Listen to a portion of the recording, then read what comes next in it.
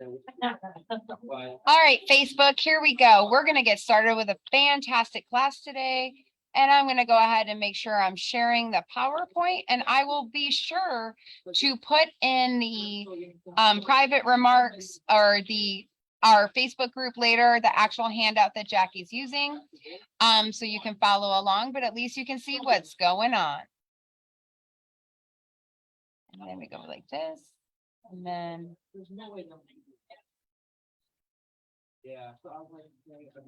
momentarily we will get started.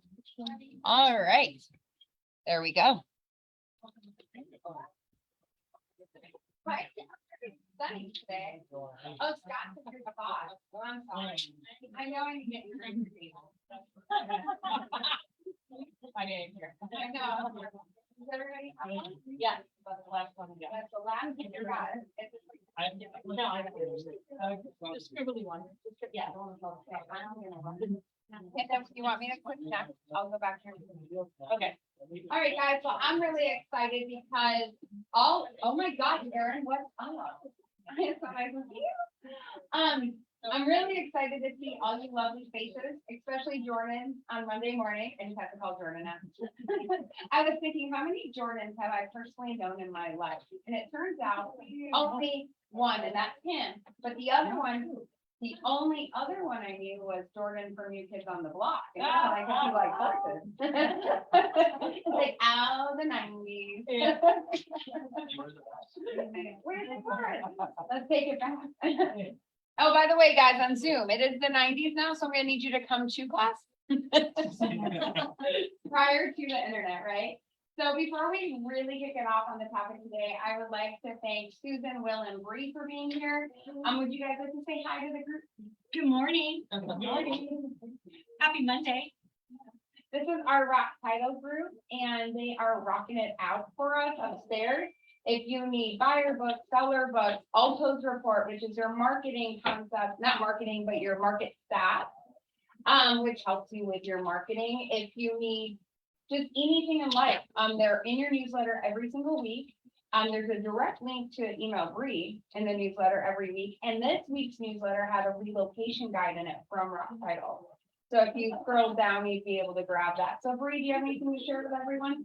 Yeah, I just want to say thank you guys. We love helping you and your clients at Rock Title, and definitely continue to come on our Thursday Rock University classes. 1 o'clock Thursday via Zoom. It's fantastic to see all of you guys there. Make sure you also sign up for VIP access on rockuniversity.com. That gives you access to templates, social media posts, newsletter templates, all kinds of great stuff. So hope you guys, if you guys have questions, let me know, but hope you guys have a wonderful day. That is so cool. That Rock University, if you guys haven't made your login yet, I mean, it's free. And I just sit there like this. Thank you, thank you, thank you. Everything I used to have to create for myself in one little thing. Bree, thanks for everything. Yeah. A lot of new people do this Rock Title. There's a lot of great benefits. You guys haven't gone up there in one-on-one and like introduce yourself. They have really suggest you guys to connect. There's a lot of things that you guys can do for them that you don't know about, but in the real estate career now, you can kind of really reach out to people upstairs. You know, your stuff, man. Yeah, thank you. Dan would like to set up a meeting with you, Bree. Okay. Got it. Oh, I didn't know. Dan, I'm just gonna make sure. I don't miss much. Yeah, I missed that. Yeah. Sorry, I don't want to take over, but like Jordan was saying, you know, if you haven't had a chance, come up and see us. William and I are up there and happy to sit down and talk with you if you have questions, or if there's something that we can help you with. We can put you in touch with sales. If they're not available, we can certainly get the ball rolling for you on things that need to be done. So we are there to be your partners. So please come see us, come visit. Thank you guys. Thank you all for being here today. Sandy. Now, the top, Tom, do you want to sit at the table? We got an extra spot, or let's wait, is that an extra spot? Or I think John. Yeah, it's probably an extra spot. You can have the table. Yeah. You can have an extra spot. Well, with an extra spot. There's really. Yeah, because John's gonna be off in and out, so we'll have him get it up. Happy Monday, you amazing people. Thank you. Okay. So in my career, I've heard a lot of consumers say, oh, I have an agent and they're just too busy to help me with renting. And I would say, well, I'm a successful realtor and I do this full time, but I'm never too busy for someone who needs shelter. And every time I would latch them on as a tenant and I'd follow up consistently and they become my client. Because they would remember that I wasn't too busy. With that being said, I also help people on the opposite side. And if a tenant is not willing to hustle, they're off my docket. Right? Like it might be, I'll help them, but if you're not willing to rock it, I have to move on. On the landlord side, it's extremely hard when you're representing a house not to overstep into property management. As soon as keys are given over, our job is done. And so today, after Mike tells me what's up with Mike, Jackie's my magic wand lady, and she wants to teach you her magical ways. Is that right? Well, I got in this market in 2007, right from scratch. And I pretty much lived on rentals. And then I took a bunch of those people. I sold one $1.1 million home that I we have a rentals from. Rentals. Assuming wages do. May have a desire to buy. That's how I built my business. And how long have you been doing real estate now, Mike? Yeah, well, I was trying to get that 15 years. Yeah. No, for some reason, after 2000 was over, I can't do math anymore. Bree, what's going on with you, my friend? Hey, I just wanted to say rentals are fantastic. And when my mom first started doing residential real estate, she did rentals only. And that's how she got in the business. And her first 3 deals that were over $1 million came from her $1,200 rental. You gotta rock this stuff. And so as your managing broker, I do have a book of business. You all know that, right? Because after 20 years, if no one calls me, I should just get out. And definitely not teach. And in that time frame, I've had a lot of my past clients refer me out for rental property or ask me to help them. And quite a few of them have been in pretty hard positions. And I would just call Jackie because honestly, my number one thing now is to service you guys. So I'm not out there doing things to get more business. I just kind of do what comes my way. But she's always been my first go-to when it comes to it. And I would turn around and she's like, yeah, I got him a home. Yeah, I got him a place. Or yeah, I already rented it out.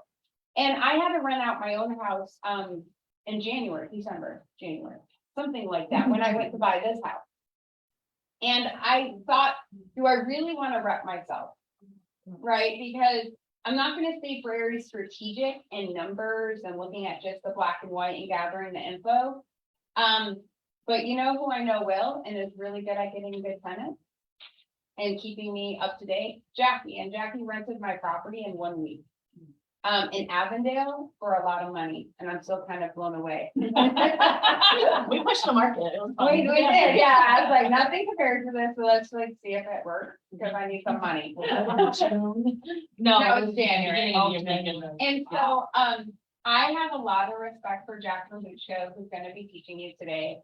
And she wants to share and she wants to teach her magical ways. And today she's really gonna focus on what you do as the leasing agent, which is when you represent the landlord. Because I don't want you to turn away business, but there is a point that you need to understand the difference between leasing and property management. And you need to know when you stop. Because we, just like in sales, we don't investigate for someone. We can get information and send them to sources, but we don't do that middle ground, right? So Jackie, I'm gonna sit over there for you and push buttons when you tell me to. Yeah, okay? the first 2 slides aren't in the handout, so they're just gonna go real quick. And then the Okay, rest of and the I'm gonna grab my phone and just do that for you. Okay, perfect. Well, hi. That was quite an introduction. Jackie. Hi. I like Mike Evans. I got in 2007. So I also rode down with the market. Didn't know what I was getting into, but I focus both on rentals and short sales. And when you help people when they need it most, they'll be lifelong clients. So basically on my database is rentals and short sales, and that's how I got into sales. Wow. And then I also take a lot of referrals from other agents that don't do rentals because not everyone likes it. So once you get into it, all of a sudden your spirit is going to really start to bubble. A lot of the listings that I took, they have friends that own property, they have it, so it really starts to web out. Even though the prices are low, you get, you know, a couple of months, you know, you're looking pretty good, so.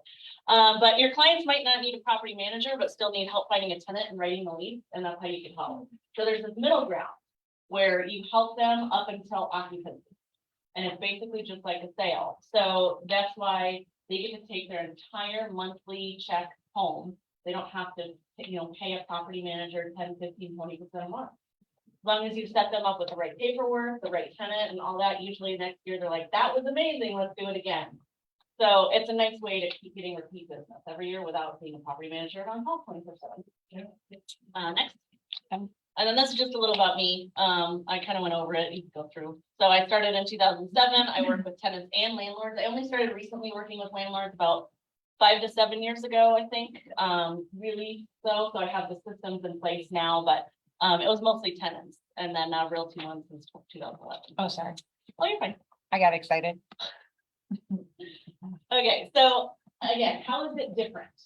So there's a huge difference because property managers sign leases on behalf of their landlords. They're the ones that rep the landlord 24/7. The landlord's not even involved at most points, except to say, hey, it's vacant, or hey, I have a tenant. That's basically it. With listing rentals, you're actively involved like you're selling their property. You're telling them what the showings are, you're, you know, letting them know you're working on an application, you're sending them the lease for review. They're really involved. So you're not just the face of it, you're kind of in the background, letting the owner work with the information that you have. So there's a specific start and end date. You're only vetting a tenant, you're not selecting it. So you're going through who they are, what they have, their employment, everything. And then you send it over to the owner, say, what do you think? Yes or no? And that's their job, is you do all the tool, you send it over to them and you tell them, hey, you're the one that ultimately makes the decision. You're in a listing agreement, just like a sale. So it's a start and end date. Once the lease starts, your job is out. The only time that I've ever been involved was to get involved with a move-in checklist. After that, you are not involved. They have questions, refer them out. So that's the difference. Property managers are there for answers, but we're not at the end of it. I can't hire anyone on behalf of a landlord either. Say the property needs a handyman or a landscaper or anything. I can refer business, but again, can't hire on behalf. So my agency ends at the start date. Oh, go back. Oh, I need to stop touching You're things. And then I only get paid once. So I get paid right when the tenant and lease start date happens. I don't get paid after that. It's not a recurring fee. It's a one-time fee. I also don't do renewal fees, and people appreciate that. So, you know, they'll call me again later, but you know, it's not gonna be a new fee. So once, just like a sale, not recurring. I'm sorry, if you were to do it within the second year, you wouldn't take the commission. So if it's the same tenant that's only renewing their lease, I don't. Yeah, you know, Absolutely not. But if they relist with me to find a new tenant, absolutely, it's that fee again. There's no discounts, there's no nothing. Because my fees are pretty cheap, and that's what you're gonna find a medium ground. For enough to worth your time and share if there's a tenant agent. And then, yeah, you get that every time they find a new tenant. It is a flat fee, yeah. So I don't do percentages just because I work all price ranges. So if I'm taking something pretty low, that percentage is pretty low, and I'd rather, you know, spread it out. So yeah, my fee is flat, and same with any co-broke I do. You know, you can share that in here because we're all agents Oh, okay, of the same company. okay. So I do a $1,500 fee, and then I give either $250 or $300 out, and then the rest is mine. So that way I'm making at least 1,000 on every rental that I do. But yeah, that's the medium ground I found. No one balks at it, and some people are excited about it. So I'm like, that works. But it's been going up over the years. When I first started, it was $750, and then it got to 1,000. Then I did $1,250. Now I'm at 15. So I'm just shifting with the market. And then if it keeps going up, which it has since 2011, you know, the rental prices, I might shift it more. But again, only in small increments. I'm not trying to gouge anyone. I'm making it worth my time. So you find the tenants through advertising, or how do you find all the tenants? I have a slide for that. Oh, I'll go through that. That's the Yeah, biggest absolutely. question. Yes, we'll get there.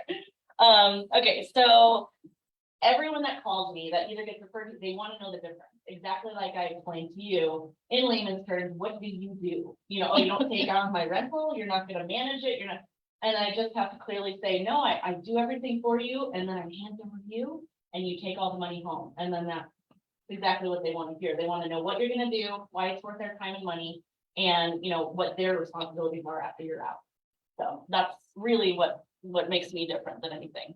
And then a lot of people that call me, they are looking for a property manager. So I have a property manager I refer to, I know his information off the top of my head. He gives me a referral, which is really rare for property managers, so I still get paid even though I'm not representing them. So find a good property manager, I've gone through a few, this one is my favorite, so absolutely. But he's with a different company, obviously. Well, yeah, because it's property management. Yes, I don't know who Jackie refers to, but the one I use for property management is Eric Herman with 2 R's and 2 N's at Third Base Realty. He gives really hefty referral fees. wow, I'll call him. Yeah, yeah. It's like, I think it's like 250 or something. Oh, see, Augie Panev with EXP, he gives 500. Okay, well, I bet we can get him to compete, yeah. Yeah. So that's who, and I could, you know, if you want to follow up. He is, I believe so, yeah, he does investment, property. EXP, yes, yeah, EXP Realty. I love Oh, yeah, yeah, they're pretty good. it. Maybe like a nice one. Mm-hmm. They're pretty fun. Okay, next. I love Jordan's face when he asks. Okay, so let's see, this is gonna be an easy slide. So basically, we're just doing the rent checkbox on the ER or EA, if that's what you do, but mostly ER. And the rental input form. So there are 2 different input forms, there's residential and there's rental. So this is how you list rental. It's very rare that I get MLS agents renting my property. There's not many tenant agents out there, so there's not many tenant agents that show my property. I list through Zillow, I pay a fee. I know I don't like it, but all of my leads, Mandy's house rented through Zillow. I get all of my commission then, because it's not variable, so I get $1,500. So it's worth paying $10 to not pay $250 to another agent. So Zillow goes out to trulyahotpadsrent.com. Those are the 4 biggest sites that renters are looking on right now. So mostly I get them through Trulia, then Zillow, then HotPads, then rent.com. That's the order of which they tell me they came from. So it's really good to list on third-party sites instead of MLS. You're not going to get rented through MLS. I think I've had 0 showings on one of my listings from MLS. It was terrible, but it rented within 3 weeks because of me. So, yeah. I do, I absolutely do, yeah, yeah, because that way it's official, you know, official listing, and then you could give out all the information, but yeah, it's better, and then I could count it as, you know, my stats. So you want to put it in MLS just to make sure you get counted for every transaction. Put it in MLS. No, you pay your yearly subscription to MLS, so you can put in as many as you need. Yeah, so no one-time fees for MLS. Yeah, and that's why not, you know. So then Facebook Marketplace also takes rentals, but they have to be the owner. So that I tell the owner to list through Facebook Marketplace, and then I tell them to send the leads to me. Otherwise, I have to pay a fee for Facebook too, and I'm not gonna do that. I have a business page, but I'm just not gonna be involved in the Facebook world. So yeah, they go ahead and they set up their account, they do it, and then they send it to me. And then I show the property, I take it from there and then let them know, so. And then when you're listing, you really want to make sure how much money you're spending. You're only getting so much. So does it need professional photos or can you take them? Does it need a signpost or does it not? So those are some things that differ from listing and sale property, is what do you need to spend and what don't you need to spend? So that's kind of something that you want to do on a case by case. Some really need it, some don't. So you can go from there. So, and then to waste time, or, you know, to not waste time, excuse me, you want to make sure that MLS has all the criteria that your owner is looking for. So that's pet restrictions, you know, lease length, all that stuff, income and credit requirements. That's all you're going to get is phone calls from both Zillow and MLS. Well, you know, they only make $400 a month, you know, does this work? And no, it doesn't, you know, so go ahead and refer to what I said, just so that you can put, you know, the uncheck box for my listing. So, but again, I'll still call. So, okay, next. So finding a tenant. This is the biggest thing, and this is what Mandy taught me when about 4 years ago, I had started rental listings, and I'm like, okay, I'll represent the tenant and I'll represent the landlord, and I'm going to have a great time. That didn't work out because the problem is you are hired by the landlord to select and be their advocate. for their property. So how can you advocate for both sides? You can't. So what I have to do every time I get a contact on Zillow or everywhere, I send them this paragraph. And it says, this home is available, but before moving forward, you need to understand that I'm representing only the landlord, and you as the tenant are representing yourself. Or if you choose, you can find representation through another real estate agency. If you'd like to proceed, it'd be with the understanding that I owe you as the tenant honesty and fairness. However, I advocate for the landlord. I am sending you the application along with the agency disclosure explaining further my duties to each. So I have She had, makes me so happy. I have had 2 lawyers respond to me going, thank you. That's very helpful. So you never know who's contacting you. It could be anyone. So all of a sudden these lawyers are like, that's really helpful for you to explain that. No one takes the time. So you want to make sure they understand before you even talk about the property. I always do it in writing, even if I get a call. And before, we go over this too fast, this is an agency issue, right? So landlords, let me just say, leasing. The reason we don't do property management, well, one of the reasons I prefer not to do property management anymore, is the most litigious piece of real estate, period. When you're out there advertising for that landlord, when it comes to property managers cannot represent the tenant. They have special agency to the landlord. Could we potentially do it? Yeah, but at the end of the day, we've already gone down this huge thing with this landlord. It's actually better just to let the tenant know, hey, you're on your own here. Let me know what questions. I have to be honest with you. Realty One Group also charges per side of a transaction. So if you represent the landlord and the tenant, you get double fee, right? So you want to look at that as well as what's the best interest for everybody involved. And when you're on that landlord side and you keep digging and digging and digging, it's not like we reverse it and have the tenant dig on the landlord, you know? So it's just better if you stay in one lane when it comes to leasing, if that makes sense. Not saying that limited representation, also known as, is illegal or not allowed here. It's saying it's not the best choice here. Does that make sense? Cool. And it would be different if you weren't screening them, you know, like she said. So, but anyway, it's clear to just do that. And I've gotten no one to push back on that. I've gotten someone to hire their own agent, which they didn't do anything, but it was, helpful for the tenant. They felt like they were represented. So, but again, they need to know because they don't know. No one's going to tell them. No one's interested in the rental business. Here's the information. They're going to appreciate that. So, and then I've gotten so many phone calls on some of my rentals. Setting up appointments with everyone is just not feasible. So I do an open house. I do an open house for almost all of my rentals. I send everyone that email plus a fun email that's highlighted and in bold saying I'll be there from X time to X time on this day. Please join me to take a look at the house. It's usually a 2-hour window. I only get about 20% to come. But again, imagine if I made every appointment and only 20% showed up. So that's saving me time. That's making me look like a rock star to the landlord because I'm there for an open house. We do open house rental, really. So it's kind of fun. But I met some really nice people and I didn't rent my house, but I found them another house. So it's a good way to lead generate. Again, a lot of these tenants that you're inviting have no agent because they contacted you on a public website. So I do have agents come by, which is fine with me. But I just sit there and enjoy my day, kind of having a good time and talking to people. So, but I have all the applications printed out, MLS and all my business cards. So it's just like a regular open house, but you're not putting out signs. It's a little easier. It's great too, that lead generation concept. Mhm. I mean, security deposit plus pet deposit plus cleaning deposit plus your prorated first month's rent. Mhm. Sometimes your last month's rent equals a down payment. Mhm. So why are you renting at 760 FICOs, It's so you can convert people too. So this is just such a winning tactic. Right? Open house rentals.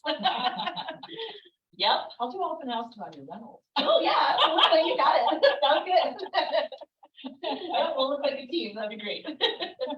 Okay, so screening tenants. So now we are on to the second page, I believe. So let's see. I don't charge. So there's when you're looking in the rental market, a lot of fees pop up everywhere. There's fees, admin fees, there's application fees, credit check fees, and They're all different and they're all terrible. So, I don't do any of that. I do one credit check fee.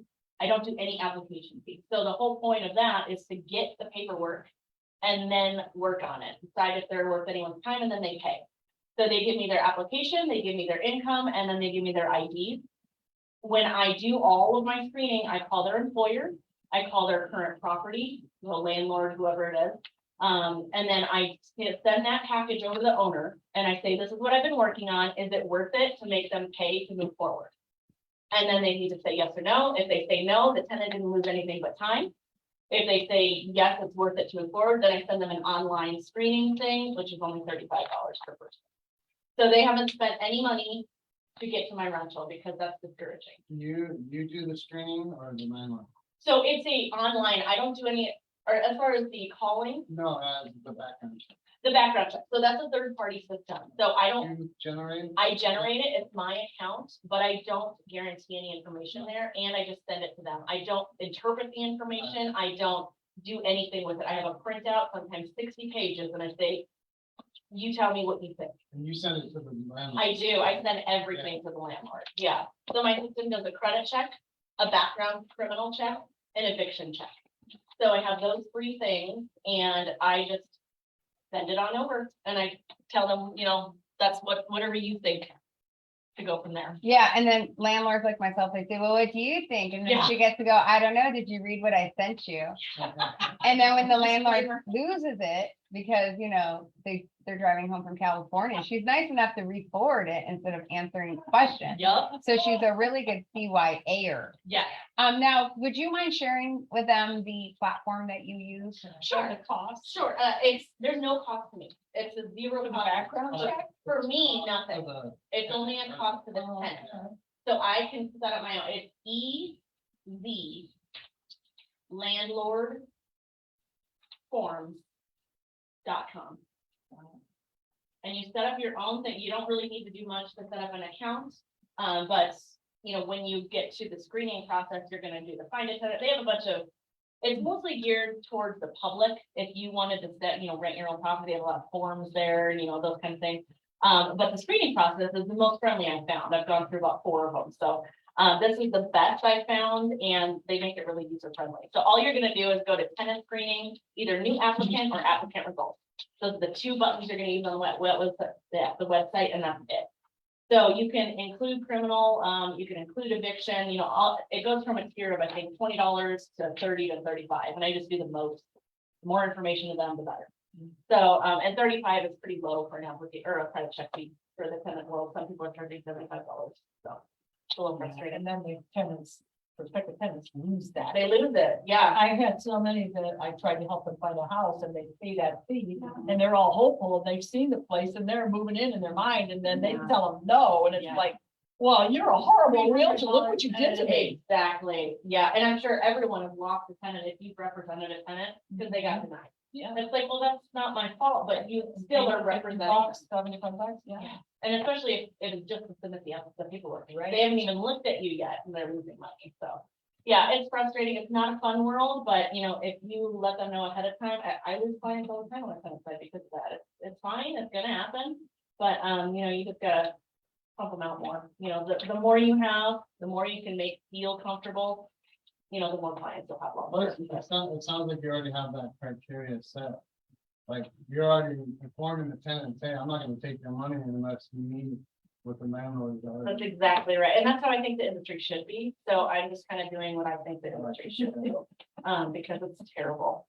I know that's how a lot of PM companies make money. Just see, it's all ancillary services. They're like $50 an application per person.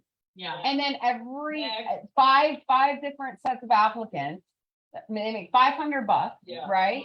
And then they sit there and pretend to play a game with people. They keep collecting. By the time they're done, some of them that, in my opinion, are unethical, but it's not illegal, and it's only unethical per Mandy's book about this. They've made like $1,000 and they're like, cool, we're going to dinner, or whatever. Right. So it's not a good feeling. So Jackie It does isn't. it a really nice way there. I'm excited about this next section, so I'm Thank you. trying to stay quiet. I'm trying to keep you out of the courtroom. Okay. So like if you have an applicant through Zillow already has like the credit check thing. Have you used that before? I have, but it's the start. So it's a different process, and I'm glad you brought that up. So, when there's a tenant looking on Zillow, they can pay Zillow $30 to have their own credit check run in ahead of time and submit that on a listing on Zillow. So I've gotten tons of Zillow applications. The problem is they're not the information I consistently use. They have a credit check, they have those, things, so I know it's a little more information ahead of time, which is good, but I would never use it for the end all credit check. So what I do is if I get that application, then I send them this email, the paragraph, and I say, thank you for submitting your Zillow application. This is the process from here, and I need you to fill out this AAR form. I also need your income docs, because a lot of them don't upload it. And even if they do upload it to that Zillow, you can't download it. So you can view their pay stub, but you can't save it to your computer to send to the owner. So I still need them to email it to me. So because of, like privacy violations, I'm not sure, but I can't save much when they submit a Zillow application. So I still do my class and I say thank you, but that's $30 they decided to spend for contacting me. So they won't pay again. Yeah, and I will make them pay again, absolutely, because there's no reason I can tell my, Can't use the other. no, because I don't have to tell my landlord, this is good enough, and now he's relying on me. Yeah. And that's not what I'm gonna do. Wow. So, yeah, so I'll get their application, it's just one more packet to give to the owner upfront before the tenant pays again. And it's kind of helpful to the owner to see, well, should we run it again, so it's up to them, but yeah, I've gotten that, so thank you for bringing that up. Yeah. So this is finally, you just want to be consistent with everyone. If you're denying for either a pet reason or an income reason or this or that, you better deny that next person for that exact same reason. They'll find out. Absolutely, they will They'll find out. drive back to the house and say, who got Yeah. that place that I wanted? Exactly, you never know who you're denying and how much of a vengeance they have left. Ooh. But you can deny like a dog over 40 pounds. Of course, Right. if there's a specific reason, as long as you didn't say, no, you're denied because you're dog, and then you accept the dog. Well, it was because it was 40 pounds. You need to make sure you're specific in your denial. So mine was, they had 2 pets, and that was no. I said, no, we have we have 1 pet max in this one because it's a condo, and that's it. So you gotta go from there, but yeah, you wanna be specific. Yeah, pets are different than a emotional support or service animal. Correct. Emotional support and service, they're not pets. You can't charge deposits. You can't do anything. You just, Emotional support. yeah. Yeah, so all you need is they have a little ID card for their ESA. So you just ask for the ESA, you say, hey landlord, they have an ESA, you can't charge and you can't deny. So just want to let you know. And actually, if they say, I don't have a card, but I'm telling you it's this, you have to ask them, you have to say then, can you tell me what service it provides you? And it's not up for us to make the determination, but I will tell you, we will not be the ones to deny them over that animal. Because that is the first place where they will go to ADA. And there is a whole process through ADA. So I can go buy a card right now for my pit bull who does no service other than keep my husband sane, which in my opinion is a service. But as us, we're not gonna deny, period. If the landlord chooses to deny, Can though, we right? will pass that info on and we will fire the landlord. Because now we're risking our license. You are risking your real estate license, Jan. So you have to be really careful with that animal conversation on how somebody presents it. And it's not up to us to badger someone saying, I don't believe you. I believe you're just saying it. Not our department. Even if they don't have an ID card, you say, what service does this animal provide? And that's sufficient. Yep, and then you pass it along and you send your client to the ADA site. Before I go to you, Scott, everyone, but That's actually my question, is you can ask somebody a house condition, you're not asking the health condition. You're saying, what service does the animal provide you? isn't that basically telling you? No, like for instance, my friend Susan Nicholson, she actually trains animals for this. And it could just be as simple as turning on a light.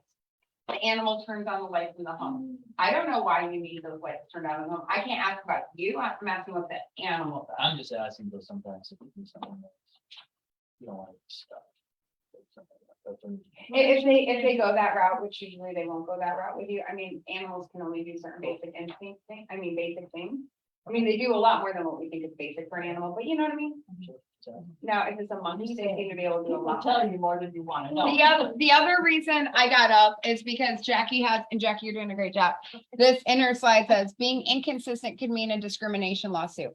This weekend, one of our amazing realtors, one of our legacy agents called me with a situation where the landlord, before approving an applicant, wanted to go see an applicant's current residence to make sure that it was kept nice.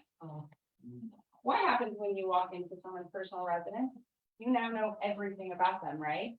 You know the status of every single fair housing thing. And even if you say, no, they kept their house dirty, I'm sorry, they're gonna say, no, they didn't like it because they saw this. They didn't like it because they saw that. They didn't like it because that is outside the norm. We will not handle that. I said, you need to tell them no and push back and say, we will not handle that side of facilitating that. If they say, nope, I'm gonna deny, and then we need to then fire the landlord. I don't like firing people, but this is one area where a tenant all day long will take you to court. And it could be just to make a buck. So make sure that you're, like Jackie said, all right, even if they come through Zillow and they pay that $30 and I get everything and they're being very efficient, I still follow my same standard to give the landlord an option of, hey, usually all my landlords now go through this route. Would you like to go this route, or is this information sufficient? But she stays the same SOP every single time. And if you have that one-off case, like it's something like weird, you know, always call and ask. Because at the end of the day, if you veer off this consistency side, your license is at risk. Standard of practice. Sorry, thank you. No, I cut everything short on Monday. I'm like, if you only know how much I explain this weekend to my children. Sorry, Sarah. The routes I take. Thank Did you. you have something to add? No, not really. It was just if they don't have an ID card, the landlord can ask for a healthcare professional to. I don't know though, Scott. We're gonna talk about the sidelines. I know what you do for a living, but at the end of the day, in our world, I think it's a little bit different. Yeah, because you deal with a different rental side. Right.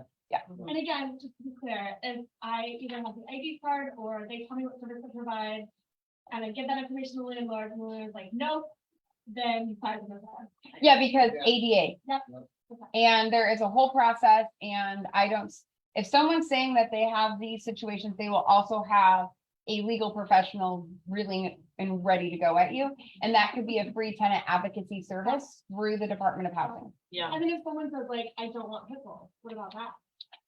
I would say, well, let's take this on a case basis, because at the end of the day, it's gonna be is that pit bull, that bull terrier, that mixed breed that's called a Yeah. mutt on the application. Is that going to be not an animal? Is that a service animal? Because if that is a service, Yeah. you can't discriminate. It could be a cobra snake and you can't discriminate. So I've had that happen. Yeah. I have landlords want breed restrictions, and I say, the reason usually people that do breed restrictions is their insurance. Can you contact your homeowner's insurance and see if you can back it up with facts instead of opinion? Because if you have a fact saying our insurance company will not cover us if you have this breed, it's a way better case than say, I don't like that. Yeah, dog." You know, so, and then people get mad. So I always say, let's back it up to facts, and if they can't do that, then we'll hope nothing happens. But again, you know, you don't want to be vague in your denial, and you don't want to give them a reason to find that you discriminated, even if it didn't happen. You know, so, oh, you're discriminating because I'm a single mother. No, it's because you had a dog. Well, it doesn't matter, I'm still gonna bring a lawsuit. So it could be totally unrelated, even if you're denying on fact, Okay. so. So in a perfect world, you have multiple applicants that have, that are, you know, qualified, and you can find a reason why you're choosing someone over someone else, right? Like this credit score is higher, that's why Yeah. you went with someone else. Yeah. Or they've been at their job longer, that kind of thing, right? In a perfect world, yes, you have one to choose from, but yeah, in a non-perfect world, Firing a landlord right away, I would find a reason. yes. And that way, you don't have to tell them why they're denied, you tell them you accepted someone else because of this. Right. So it does cover you because you're not stating what the problem was. If they came and pushed back, you know, you can come up with a reason, but Yeah, in a perfect world, but I've had to deny for those real uncomfortable conversations, but again, you just make it look like facts, and then they're like, oh, I guess that's what it is. You have to You give know, a reason to deny. I'm sorry? You have to give a reason. to Yeah. deny. Oh, absolutely. Yeah, you can't just say no. And I've given reasons and I've had agents come back with, well, I need it more specific. I'd like to not get into this argument right now. I've given the reason. If you need any more, you can contact my broker. Like, there's been times where they're looking for you to say something wrong. And it's like, no, I am not gonna do this today. That one question. I've only done 2 rentals, Mhm. and on the 2 rentals that I did, both of my clients had an issue with bank accounts. Mm. Like, they wanted to know, like, what was in the bank. Oh, yeah. And I was like, that's a lot to ask for. Mhm. Personal bank accounts, Mhm. like, what's in there. Yeah, so it's a good opportunity on how to coach your client without saying no. So what you would do is, well, what are you uncomfortable with? Is their income not sufficient? Is there, so get to the root of why they're uncomfortable, because it could turn out to be something They totally wanted different. like their account numbers, not what's in there. Yeah, that I would never advocate. I would never say yes to that without having a full-on conversation about why. Could they say, I don't want that on there? Like, could you still move forward with the process of not putting your account number and what's in there? I have never asked a tenant what they have in caption. All I ask is that they cover the move-in. Yeah, I represented the tenant. Oh, I They were- see. When they were asking for application, I was the first time I was doing it. Yeah, And I thought that was, like, why do you need somebody's account? number? Yeah. Like, the- Bad. They're not a license, Yeah. they're not with your lending that's company. concerning. Yeah. They don't have the right- Yeah, because Yeah. all you have to do is Google a routing number. That's all I'm saying. Yeah, The wiring is complete. But I mean, you should know doing the background check, it's already legit. absolutely. I mean, there's no reason in a normal world that anyone would need a proof of down payment or proof of anything, proof of Would that be- cash. Would that be because it's that people do that? Yeah, I wouldn't it's imagine just that why. applicant, I would just say, will not disclose. Yeah, and you can say no as a tenant agent. You can say no and see what they do. I've said no, but Yeah. yeah, I mean, I don't let for the AAR application, there's a section in the first page saying bank and routing number. I tell the tenants, don't fill that out. We don't need that right now, because all I need to know is that you guarantee you have the move-in funds and I'm gonna check your income. And that's all you need to know. You don't need to know, okay, unless they're paying a lease up front. If they're offering 12 months up front as cash, then I'd be like, well, do you have 60 grand? I mean, like, we need to know that, but otherwise, that's rude. And that's why I list rentals the way I do, is I'm leading by example. We don't need to know all that, especially with property management companies. Either way, yeah, and that's not common. And even in the years that I've done it, I've never had, I probably maybe once, but I'm sure I said no, because that's just information you'll need to know. So, okay, so there's a sec, yeah. Oh, thank you. I think, Told with the landlord paying that, that if you pay up front, you could actually later on ask for all that. I have heard that. I do not know that. But I have coached landlords to keep it all until the lease runs out, because of that reason, because they could be evicted or they could be this. But yeah, you don't want to give 60 grand to a landlord and then all of a sudden, they need to give it back and they don't have it. So, yeah, I haven't had a case like that, but, do you know off the top of your head? Prepaid rent is fully refundable if you haven't utilized it.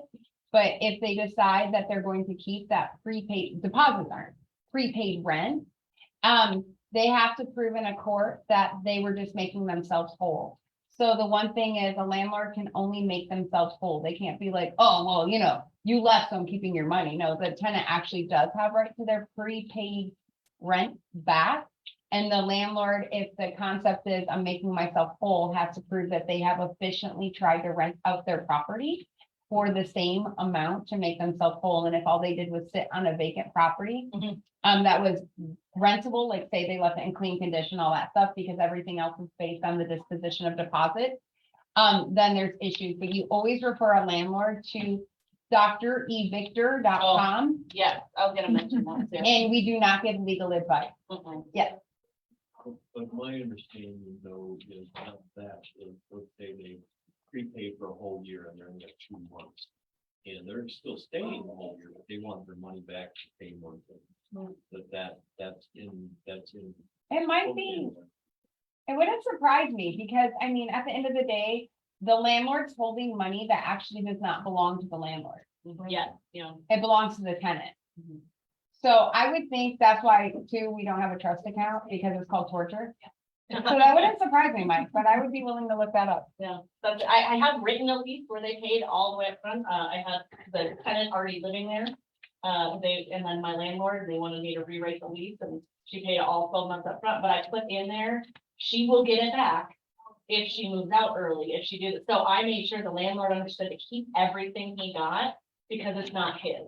But I don't know if they stay there, can they get it back? So I'm not sure. I haven't gone across that yet. So I'm sure I will. You keep going through real estate, you'll get there. Okay, so one more screen for screening applications. So your job is to just present everything you found, giving no opinion. You can give your opinion based on what you've seen, saying, you know, well, they only make, you know, 2,000 a month and this is a 15 a month. That's probably not, you know, this industry standard. And, you know, go from there. But again, it's up to them. I'm just here to give you what I have, use my tools to give to you, and then that's it. And then they can decide if you've done everything you think your job is done, they can tell you to do more. So if they're not comfortable, well, what do you want me to do? Or you can say, well, I've given you all the phone numbers, the people's names, the management I've talked to. You could go ahead and call them too. I have no problem because I have a whole sheet that I give them saying what time I talked to them, what day, what their phone number was, whose manager it is, all that good stuff. So they can call too if they're not satisfied with what I've done. And then if they're really not sure, just remind them of what they were originally looking for. Sometimes they forget, they focus on one little detail that's missing. Well, what did you originally want? Do we check off all those boxes? You know, you tell me if you don't like it, that's fine, but you know, just let me know this is what we originally were looking for. And I think we found it, you know, go from there. And then again, you can invite them to call everyone, you know, all of my research is all transparent. You can tell who I talked to when, all that good stuff. So I leave it like that. And you're just a source. All you did was help them. You're not doing anything else. You know, they need to go to the source if they don't like what you did, which is pretty rare because usually we don't know what to do. But yeah, so that's why it's easier to just say, you know, you tell me, go. I mean, it is an hour of Once you've been doing it. you know, and yeah, and you get to know who to call, what to say, what forms to get, like, I maybe spend an hour screening an application. So it sounds like a lot because there's a lot to cover, but it's at the end of the day, it's pretty, it's no worse than, you know, worrying about a vendor. You know, I think a vendor is more work than screening an applicant to me, so I'd rather do that, but With that, well, okay. yeah. Okay, next. Let's see. So we're writing a lease now. I have never allowed a tenant agent to write it. You are gonna write the lease as a listing agent because only you know what your owner wants about it. You know about their pool, you know about their AC filters, you know about, you know, all the stuff that they need covered. I have a 9-page agenda that I include in all my leases, and it covers everything. I have 30 points on what the tenant needs to know, and if the tenant agent wrote the lease, they wouldn't have that. So that's my standard of practice. I've built up every single listing. I add a new little section because there's something new to know. So you write the lease, you get everything in there. I have one owner, owns and does the property, he's a plumber. He wanted in there, whatever you put in the drain, make sure it's not this.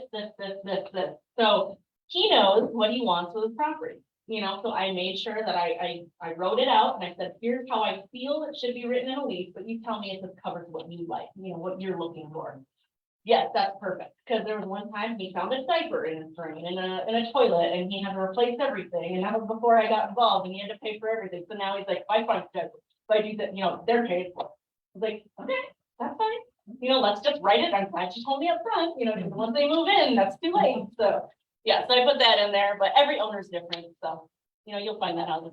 But please note that we are not property managers. Now, Yeah. Jackie was actually trained in John Hall days Yeah. when we did have property management back then. And she was trained by some of the top leasing agents, and they trained her because she did the tenant. Yeah, I got to know that side. So she got to know a different in it. As people who have not been trained in property management, even though I will sadly admit I have a bit, we are not going to write anything outside the norm. We will ask the landlord for what they want in the lease, And we are gonna stick to that. If it's outside the normal, we're gonna tell them that they should get an attorney to draft it Yeah, for of them and attach it to that lease, okay? So, Jackie has a very, and I've reviewed her, addendum, and it doesn't violate the landlord tenant act. But sometimes when you're you and me, we don't know that landlord tenant act like the back of our hands, because I don't want to be a property manager anymore, right? So we would be referring out, for them to get that legal assistance on what they want. And again, we gave you that website, and if a landlord goes, well, I don't want to talk to an attorney, well, then don't be a landlord. Because eventually you will be speaking to an attorney, so you might as well have one on your team. And that's what I say all the time, is I could write anything in there as long as it's within the law, it's just paper. You know, like, if the tenant still puts a diaper down the drain, that's not my problem, that's your problem, and you get a lawyer and you sue them, you know, like, I can write it all day long, but as long as they understand it's just a piece of paper, it's not gonna prevent a problem. You know, I you're like gonna that. have to refer to the lease, but again, the most we can do is ask, the tenant's responsible for their own.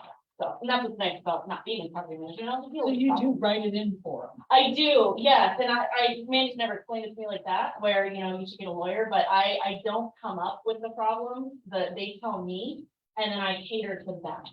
So I've never told them, hey, not all my properties have that diaper clause, or, you know, the drain, you know, like, only he does. So I'm not telling everyone how to manage their property, because it could be a problem, even though it's not really a problem. So, yeah, you have to cater to each one, but there's not many that have those specific, very specific things, so. That's the real one. It is, it's real life, yeah, so, but again, you know, I write it and I didn't, you know. No, you were trained differently, and, you do have an upper hand in that, Jackie. Okay. That's why you're training It's the this years up. of experience, and I guess that's See gotten me both far. sides, Yeah. that's the worst part. It is, yeah, When you do both sides of it. yeah. You get a mix. You get a lot of phone calls, you're like, all right, you know, I don't know.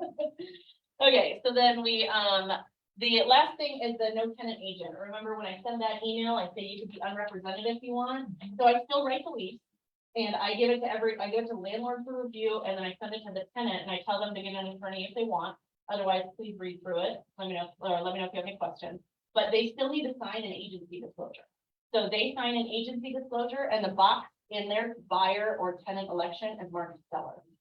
So they have to sign that to give themselves no representation. So there's an additional form, but it's pretty easy to do, and then you just write unrepresented on the lease. So, and then, you know, again, I always tell them to be a lawyer, because they shouldn't, you know, understand everything in that lease, so. But again, it's up to them, not my problem. And you can always direct them, even though you don't represent them, to the Arizona Department of Housing website, which has other resources for them. Oh, okay, perfect. Yeah. Okey doke, so, lease start day, this is the funnest day, so this is the, last day of your job. So you're going to physically be there, at least I do, I love to physically be there and hand over keys. Kind of like a buyer buying a property, you know, you want to be excited, they're excited, you know, it's a new house for them, so. I give keys, I physically give keys only when they give funds. So I have a lot of owners come with me, Mandy was there on lease start date, but I was there too. I make sure that I have a picture of all of the keys that I gave, all the garage door openers, all the idea. gates. I lay it on the table, I take a picture. And then I give them the keys once I get that check. Or if they wired funds, you know, the owner has confirmed that they got all the funds. And then I have a receipt so that they paid, all set, and then I take my lockbox off. But when it comes to move out day, they're gonna be like, well, we only got this many keys. All the picture shows this many, so you owe $50 or whatever. So that's how it's gonna cover your bases. Yeah, pictures don't lie. Garage So- door openers. Yes. especially. Yes, garage door openers, all the stuff, so. Photograph everything that day, and then I handed over the check, or I think yours is wired, I could, yeah, you. Oh, yeah, they were They wired amazing. it, yeah. She found me these great tenants right away, so I didn't even have to compete with anybody else. And they pay on time, and the house is super clean, and they complain about the neighbors' weeds, which means they weed their yard. And they're young too, I was surprised. Oh, yeah, they're picky. Yeah, they are. Yeah, I like it. Okay, so, the only other thing I bring to move-in day is the move-in checklist. So there's a 6-page move-in checklist. I tell the tenants that this is their responsibility to not be docked for any problems with the house when they move out. So it's in their best interest to fill this out and give it back. The landlord doesn't care. So if they want to be covered when they move out, fill out this move-in checklist. It's due 5 days from now. I'm going to stick a note on it. There you go. Good luck. And then my job's done. So the only other time after lease start day, and I removed everything, is I might go pick up the move-in checklist if I really want. If they don't give it to me. Not my problem. Yeah. Yeah, I tell the landlord I didn't get it. And then that's not my job anymore. So the landlord could either follow up, or they could not care, and then when the tenant moves out, it'll be the tenant's problem. If- So, On the lease agreement itself, it gives them 5 days, and Yeah. the move-in, move-out checklist is located in your transaction desk for your tax bill form. so all I do is give it, I don't mandate it, I don't follow up, I'm not on the 5th day, hey, you didn't turn that in, because it's the lease, the lease already started, I'm not involved anymore. So, they could do it, but it's not my job. That's Mimo, that's the move in, move out. Okay. Move in, move out, checklist, Mimo. I didn't know. Yeah. And I do acronyms too. Mimo. Mimo. It's You guys fun are to gonna say leave Mimo. on SOP It's and cute. Memo. Yeah, It's gonna be really messed up out there. I know, right? And then you're gonna call me in a week and use all the language from today on me, and I'm gonna be like, what are you talking about? I'm like, you're talking to Memo, Mandy. Yeah, come here, Memo. Okay. Mork and Mindy, neener. All right. It's funner to say. That's so funny. Do you know that on? Yeah, I know. Do you know that? Okay, Oh, okay, so you congratulated me. The 80s, what was it? That's what he said. Yeah, I heard of Morgan Mindy. Yeah. But they replayed it like I did. Oh, Nana, oh. And I was saying neener. So obviously I'm just messed up. It's all right. You know that Aerosmith song, Dude Looks Like a Lady? I thought they said, do the crack a lady. Not, it still looks like a lady. My mom was like, what is wrong with you? I thought it was a dance. I Yeah. was doing the funky lady. Oh, there you go. See? It's whatever fits you that day. So we're all messed up. Yeah. And there'll be plenty more. So with the lockbox, do you need to have a lockbox on there if you are gonna do like open house? I put a lot of armlets on everything. Yeah, so, because I list in MLS, I want that armless lockbox on there. So there's no reason not to, and I need to keep track of who's coming in and out. So because it's still a liability, it's still listing. MLS, I'm not gonna put a code lockbox in MLS, so. No, but I just yeah. want them to come to my open house so I get to see them all. That's Oh, what I of just course, want. yeah, because So I don't have to put a lockbox on there. you don't have to, but if you get an agent that wants to see it, now you have to meet the agent too. So I only do the lockbox because the open house is for the public only, and they're not gonna get in, even if they have a lockbox. So I still need to be the contact. But yeah, lockbox is for my convenience. Yeah, and other agents, but yeah, you can, whatever you prefer. Right. But yeah, so I take the lockbox, I do everything and say, congrats on the new house. And then we're from there. So after the lease starts, your job's over. I mean, all you're doing is telling people, refer to this, refer to that. If a landlord has a question about the move-in checklist, I tell them, I don't know, call the tenant. If the tenant has a question about filling out the move-in checklist, I don't know, call the landlord. I don't live there. I've never lived there. I don't know that property. You guys are now in a business relationship and this is when it starts. So I'm done and here's all your contact information. I've given each other, sometimes I do group texts and I say, hi, everyone, introduce yourself.